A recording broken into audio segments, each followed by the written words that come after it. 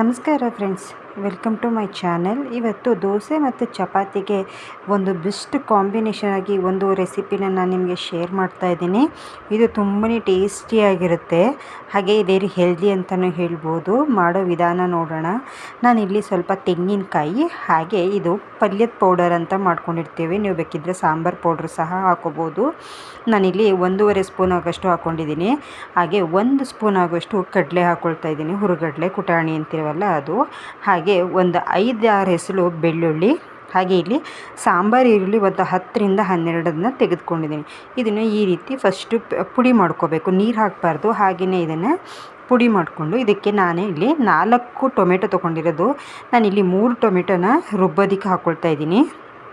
ಇದನ್ನು ಹಾಕ್ಬಿಟ್ಟು ಸ್ವಲ್ಪ ಕೊತ್ತಂಬರಿ ಸೊಪ್ಪನ್ನು ಹಾಕಿ ನೀರನ್ನು ಸೇರಿಸಿ ಇದನ್ನು ತುಂಬ ನುಣ್ಣಗೆ ಪೇಸ್ಟ್ ಮಾಡ್ಕೋಬೇಕು.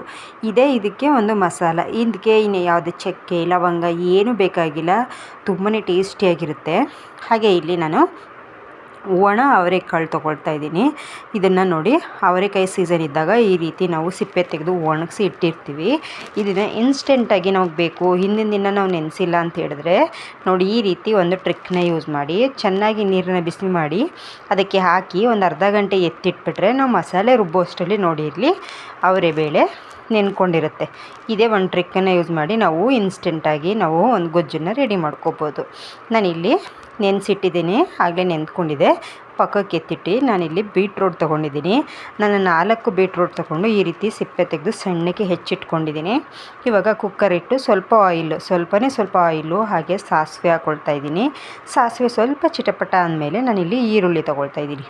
ಈರುಳ್ಳಿ 1 ಈರುಳ್ಳಿ ಅಷ್ಟೇ ತೊಗೊಂಡಿರೋವಂಥದ್ದು. ಇದನ್ನು ಚೆನ್ನಾಗಿ ಫ್ರೈ ಮಾಡ್ಕೋಬೇಕು. ಇವಾಗ ಇನ್ನೊಂದು ಟೊಮೆಟೊ ಇತ್ತಲ್ವ, 4 ಟೊಮೆಟೊದಲ್ಲಿ ಇನ್ನೊಂದು ಟೊಮೆಟೊನ ಇವಾಗ ಸೇರಿಸ್ತಾ ಇದ್ದೀನಿ. ಹಾಗೆ 1-2-3 ಎಲೆ ಅಷ್ಟು ಕರಿಬೇವು, ಇಷ್ಟನ್ನು ಹಾಕಿ ಇದನ್ನು ಫ್ರೈ ಮಾಡ್ಕೋಬೇಕು. ಟೊಮೆಟೊನ ನೀವು ಇಲ್ಲೇ ಹಾಕೋಬೋದು, ಪೇಸ್ಟ್ ಮಾಡಿ ಬೇಕಾದರೂ ಹಾಕೋಬೋದು. ನಾನಿಲ್ಲಿ 3 ಪೇಸ್ಟ್ ಮಾಡಿದ್ದೀನಿ, ರುಬ್ಕೊಂಡಿದ್ದೀನಿ. 1 ಇದ್ರ ಜೊತೆಗೆ ಹಾಕ್ಕೊಂಡಿದ್ದೀನಿ. ಈ ರೀತಿ ಮಾಡಿ ನೋಡಿ, ತುಂಬಾ ಟೇಸ್ಟಿಯಾಗಿರುತ್ತೆ. ಇವಾಗ ನೆಂದ್ಕೊಂಡಿತ್ತಲ್ಲ ಅವರೆಕಾಳು, ಅದನ್ನು ಸಹ ಇವಾಗ ಇಲ್ಲಿ ಹಾಕೋಬೇಕು. ಇದನ್ನು ಹಾಕಿ ಆಯಿಲಲ್ಲಿ ಸ್ವಲ್ಪ ಬಾಡಿಸ್ಕೋಬೇಕು. ಇದನ್ನು ಬಾಡಿಸ್ಕೊಂಡಾಗ ತುಂಬ ಮುದ್ದೆ ಥರ ಅವರೆಕಾಳು ಆಗೋದಿಲ್ಲ ಅನ್ನೋ ಉದ್ದೇಶಕ್ಕೆ ನಾನು ಈ ರೀತಿ ಆಯಿಲಲ್ಲಿ ಫ್ರೈ ಮಾಡ್ಕೊಳ್ತಾ ಇದ್ದೀನಿ. ಇವಾಗ ನಾವು ಸಣ್ಣಕ್ಕೆ ಹೆಚ್ಚಿಟ್ಟಿದ್ವಲ್ಲ ಬೀಟ್ರೋಟು, ಅದನ್ನು ಸಹ ಸೇರಿಸಿ ನಾವಿವಾಗ ಚೆನ್ನಾಗಿ ಮಿಕ್ಸ್ ಮಾಡಿ ರುಚಿಗೆ ತಕ್ಕಷ್ಟು ಉಪ್ಪನ್ನು ಹಾಕಿ ರುಬ್ಬಿರೋವಂಥ ಮಸಾಲೆ ಹಾಕಬೇಕು. ಹಾಗೆ ಇದಕ್ಕೆ ನೀವು ಎಷ್ಟು ಅಂದರೆ ದೋಸೆನ ಚಪಾತಿಗೆ ಯಾವುದಕ್ಕೆ ಮಾಡ್ತಾಯಿದ್ದೀರಾ ನೋಡಿ, ನೀರನ್ನು ಹಾಕಿ ಅಡ್ಜಸ್ಟ್ ಮಾಡ್ಕೋಬೇಕು. ನೀರನ್ನು ಹಾಕಿ ಮುಚ್ಚಿಟ್ಟು ಸ್ವಲ್ಪ ಕೊತ್ತಂಬರಿ ಸೊಪ್ಪನ್ನು ಮೇಲೆ ಹಾಕ್ಬಿಟ್ಟು ಇದನ್ನು ಮುಚ್ಚಿಟ್ಟು ಒಂದು 4 ವಿಷಲ್ ಹಾಕ್ಸಿದ್ರೆ ಒಂದು ಸೂಪರಾಗಿರುವಂಥ ಹೆಲ್ದಿಯಾಗಿರುವಂತಹ ಒಂದು ಗೊಜ್ಜು ರೆಡಿ ಆಗಿಬಿಡುತ್ತೆ.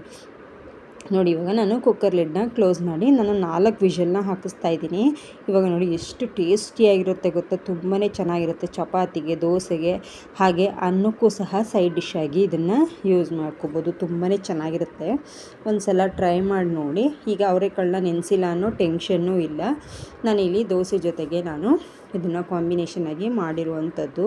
ನೋಡಿ, ದೋಸೆಗೂ ಸಹ ತುಂಬಾ ಇದು ಸೆಟ್ ಆಗುತ್ತೆ, ಚೆನ್ನಾಗಿರುತ್ತೆ. ಮತ್ತು ಮಕ್ಳಿಗೂ ಸಹ ಇಷ್ಟ ಆಗುತ್ತೆ. ಈ ದೋಸೆ ಚಪಾತಿ ಮಾಡಿದಾಗ ರಿಪೀಟಾಗಿ ಏನಪ್ಪ ಮಾಡೋದು ಅನ್ನೋ ತಲೆ ಟೆನ್ಷನ್ ಇಲ್ಲದೆ ಈ ರೀತಿ ಆರಾಮಾಗಿ ಒಂದು ಸಲ ಮಾಡ್ಕೋಬೋದು. ನೆನೆಸ್ಬೇಕು, ಮರ್ತೋಯ್ತು ಅನ್ನೋದು ಯಾವುದೂ ಭಯನೇ ಇಲ್ಲ. ಆರಾಮಾಗಿ ನೀವೆಲ್ಲ ರೆಡಿ ಮಾಡ್ಕೊಳ್ಳೋಷ್ಟೊತ್ತಿಗೆ ಅದು ನೆನ್ಕೊಂಬಿಡುತ್ತೆ. ಇನ್ಸ್ಟೆಂಟಾಗಿ ಮಾಡ್ಕೋಬೋದು. ದೋಸೆ ಜೊತೆಗೆ ಬೀಟ್ರೋಟ್ ಗೊಜ್ಜು ವಿತ್ ಅವರೆಕಾಳು ಗೊಜ್ಜು ರೆಡಿ ಆಗುತ್ತೆ. ಟೇಸ್ಟ್ ಅಂತೂ ತುಂಬಾ ಅದ್ಭುತವಾಗಿರುತ್ತೆ. ಮಾಡಿ ನೋಡಿ ಹೇಗೆ ಬಂತು ಅಂತ ಕಮೆಂಟ್ ಮಾಡಿ. ನೆಕ್ಸ್ಟ್ ವಿಡಿಯೋದಲ್ಲಿ ಸಿಗೋಣ. Thank you for watching. ಹಾಗೆ ನನ್ನ ಚಾನಲ್ನ ಸಬ್ಸ್ಕ್ರೈಬ್ ಮಾಡಿ ನೋಡಿ. Thank you for watching. See you in the next video.